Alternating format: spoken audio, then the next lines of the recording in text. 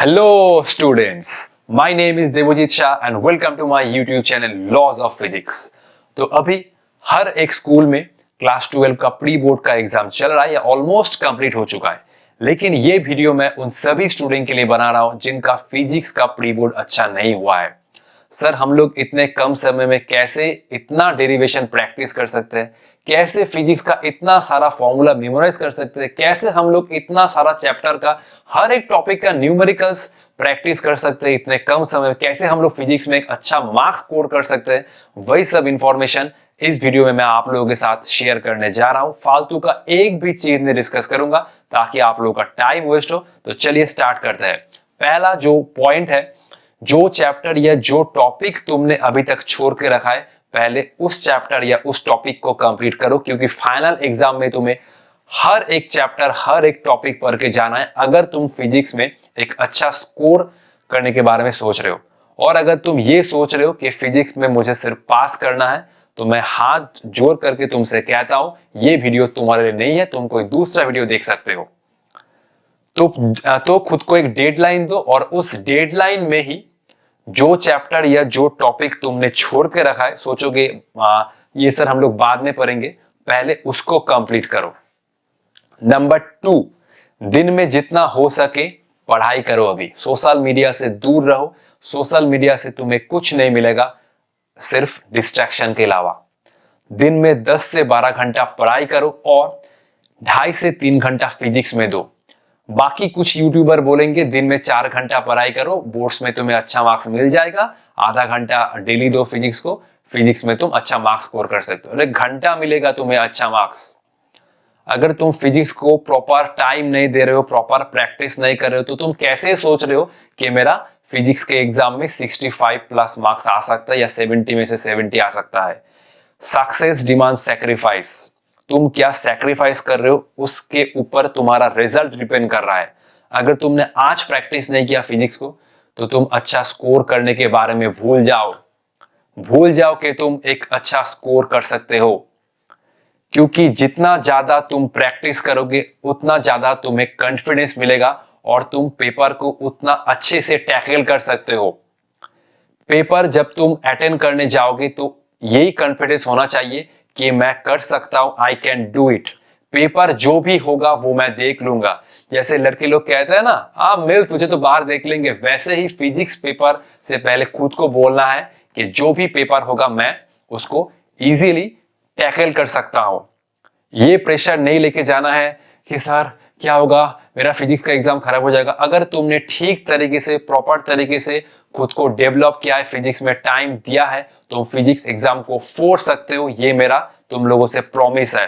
खुद को इंप्रूव करना है, खुद को डेवलप करना है, जितना हो सके फिजिक्स को टाइम देना है अगर तुम्हारा फिजिक्स खराब है। नेक्स्ट नंबर 3 पॉइंट, कैसे हम लोग सर इतना सारा डेरिवेशन को एग्जाम के लिए प्रिपेयर कर सकते हैं। देखो ये बोलना इंपॉर्टेंट है कि कौन सा डेरिवेशन इंपॉर्टेंट है, कौन सा डेरिवेशन एग्जाम के लिए इंपॉर्टेंट नहीं है। तो जितना हो सके डेरिवेशन को प्रैक्टिस करो। अभी कुछ स्टूडेंट बोलेंगे सर हम लोग एक डेरिवेशन को 5 बार प्रैक्टिस कर रहे हैं, फिर भी हम लोग उसको प्रॉपर तरीके से नहीं लिख पा रहे हैं। ये तुम्हारा प्रॉब्लम है। बाकी लोग लिख रहे हैं तो तुम कैसे लिख नहीं पा रहे हो। 5 बार लिखने के बाद भी अगर तुम एक डेरिवेशन को प्रॉपर तरीके से एग्जाम हॉल में नहीं लिख पा रहे हो, तो तुमने ठीक तरीके से उसको प्रैक्टिस नहीं किया है। तुम्हें शायद 15 बार उसको लिखना पड़े या 20 बार लिखना पड़े, तुम लिखो।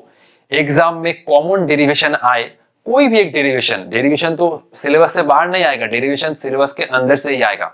मान लो कि एक डेरिवेशन आया सॉलिनॉइड का म्यूचुअल इंडक्टेंस, दोनों सॉलिनॉइड का क्या होता है formula, mu naught N1 N2 LA। अब उसको तुम डिराइव करने बैठे, अब सोच रहे हो कि नेक्स्ट लाइन क्या होगा, तो तुम फिजिक्स में अगर ये सोच रहे हो अच्छा मार्क्स स्कोर करना है तो भूल जाओ। डेरिवेशन ऐसे लिखना है कि पेन का निब ना रुके। डेरिवेशन तुम्हारे दिमाग में नहीं, पेन के निब में होना चाहिए। पेन ना रुके, डेरिवेशन लिखने के टाइम पेन ना रुके, ऐसा प्रैक्टिस करो। जो तुम सोच रहे हो वो पेन के निब में होना चाहिए। एग्जाम में अगर तुमने कॉमन क्वेश्चन में ही टाइम लगा दिया और एक अननोन क्वेश्चन में तुम्हें टाइम चाहिए, तो अननोन क्वेश्चन को तुम सॉल्व नहीं कर सकते और तुम्हें क्वेश्चन छोड़ के आना होगा।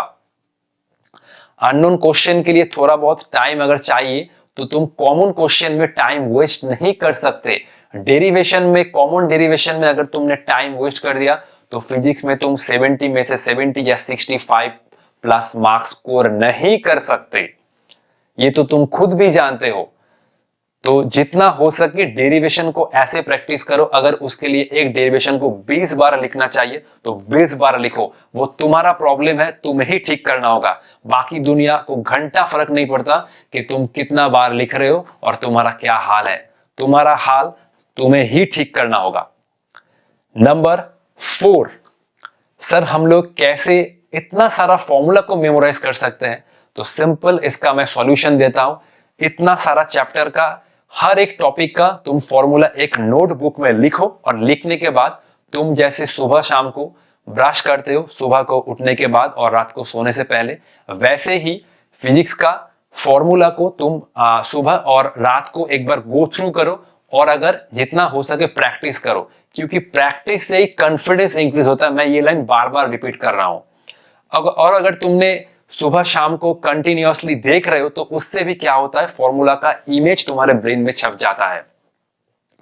अब कैपेसिटर में जो इलेक्ट्रोस्टैटिक एनर्जी स्टोर होता है उसका फॉर्मूला 3 फॉर्मूला है, half CV square, Q square by 2C, half QV और एक फॉर्मूला होता है half epsilon E square AD। तो 4 फॉर्मूला होता है, Q square by 2C, half CV square, half QV और एक फॉर्मूला होता है half epsilon E square AD। ये होता है पैरेलल प्लेट कैपेसिटर के लिए। तो ऐसे प्रैक्टिस करो कि तुम्हें फॉर्मूला याद करना ना पड़े। एग्जाम में बैठ के सोच रहे हो अरे ये क्या था, half epsilon E AD, E square था, E क्यूब था। ऐसा नहीं होना चाहिए। कोई एक न्यूमेरिकल आया तो उसके लिए क्या फॉर्मूला तुम्हें चाहिए वो झट से तुम्हारे दिमाग में आना चाहिए। नैनो सेकंड में तुम्हें वो फॉर्मूला क्लिक करना चाहिए। ऐसा प्रिपरेशन बनाओ, ऐसा खुद को बनाओ, खुद को एक इमारत बनाओ ताकि कोई भी न्यूमेरिकल तुम इजीली सॉल्व कर सकते हो, कोई भी फॉर्मूला तुम इजीली रिकॉल कर सकते हो। नंबर 5, सर हम लोग कैसे न्यूमेरिकल को प्रैक्टिस करें ताकि हम लोगों को न्यूमेरिकल्स में ज्यादा दिक्कत ना हो? तो इसका मैं सिंपल सॉल्यूशन देता हूं, जो अपने स्टूडेंट को कहता हूं। बेसिकली मैं एसएल अरोड़ा को फॉलो करता हूं। एसएल अरोड़ा का हर एक न्यूमेरिकल क्लास 12 के बोर्ड के लिए इंपॉर्टेंट है। अगर तुमने एसएल अरोड़ा को पूरा छान लिया तो तुम्हें बोर्ड में जो न्यूमेरिकल का लेवल आता है उसमें तुम कोई भी न्यूमेरिकल में तुम नहीं फंसोगे। हर एक न्यूमेरिकल को तुम कॉन्फिडेंटली कर सकते हो। और उसके साथ मैं एक बुक रेफर करूंगा जो होता है एग्जाम आइडिया। एग्जाम आइडिया से तुम्हें ये आइडिया लग जाएगा कि किस टाइप का, किस पैटर्न का क्वेश्चन प्रीवियस ईयर में आ रहा है। और अगर तुम एग्जाम आइडिया को प्रैक्टिस नहीं करना चाहते तो एसएल अरोड़ा को फॉलो कर जाओ। और अगर टाइम मिलता है तो जितना हो सके तुम एग्जाम आइडिया से देखो। एग्जाम आइडिया तुम्हें एक आइडिया मिलेगा कि किस टाइप का न्यूमेरिकल आ रहा है, किस टाइप का एक्सप्लेनेशन पूछा जा रहा है। उसके अकॉर्डिंग तुम खुद को प्रिपेयर करो। तो सिंपल एज दैट, जितना हो सके खुद को सोशल मीडिया से दूर रहना होगा, क्योंकि तुम पढ़ाई कर रहे हो और देख रहे हो कि तुम्हारा दोस्त लोग घूमने जा रहे हैं तो ऑब्वियसली तुम्हें डिस्ट्रैक्शन होगा और पढ़ाई में मन नहीं लगेगा। अगर तुमने वो सपना देखा है कि मुझे 70 में से 70 या 60 प्लस या 65 प्लस मार्क्स स्कोर करना है फिजिक्स में, तो अभी से शुरू करो। टाइम नहीं है, टाइम इज फ्लाइंग, टाइम उड़ रहा है। और उसके साथ तुम्हारा बोर्ड एग्जाम भी आ रहा है। आई होप तुम लोगों का प्रिपरेशन अच्छा जा रहा है और तुम लोग बहुत मेहनत कर रहे हो फिजिक्स में, हर एक सब्जेक्ट में। तो मिलते हैं किसी और वीडियो में। चलिए, ऑल द बेस्ट।